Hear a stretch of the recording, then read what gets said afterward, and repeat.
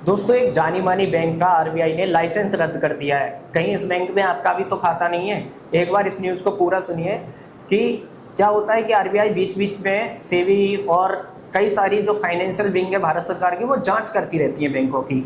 उसी के चलते इस बैंक का लाइसेंस रद्द किया गया है।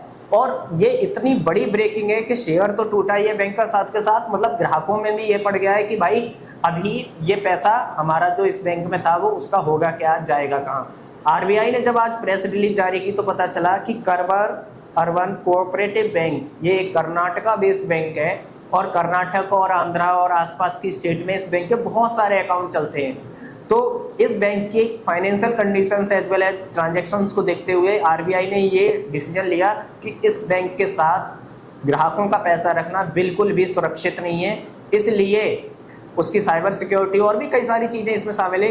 ये ऐसा डिसीजन इसीलिए लिया गया कि भाई अब हम ग्राहकों को नहीं बोल सकते कि आप इस बैंक में अपना अकाउंट ओपन कराओ। आरबीआई ने अपनी प्रेस रिलीज में ये भी बताया है, करवर अर्बन कोऑपरेटिव सरकारी बैंक के पास ना तो जो वित्तीय अपना खर्चा पानी चला सकते उसका पैसा है, ना ही करदाताओं को मदद करने का पैसा है, ना ही ऋण बांटने का पैसा है और ना ही खुद के संचालन का पैसा है। तो ऐसी स्थिति में ग्राहकों के पैसों का उपयोग बैंक ना कर ले, इस डर से बैंक को निलंबित कर दिया गया है। और साथ ही इनकी सारी की सारी नेट बैंकिंग से लेकर जितनी भी सुविधाएं थी सभी पे बैन लगा दिया गया है। रिजर्व बैंक ने बैंकिंग रेगुलेशन एक्ट 1949 की धारा 56 के तहत 5B के तहत कार्रवाई कर तत्काल प्रभाव से प्रतिबंध लगाया है। इसके अलावा प्रेस रिलीज में कहा गया है कि ये बैंक धारा 11 और धारा 22(3)D के प्रावधानों का भी पालन नहीं कर रही थी। ऐसे में बैंक का चालू रहना उसके जमाकर्ताओं के हित में नहीं है।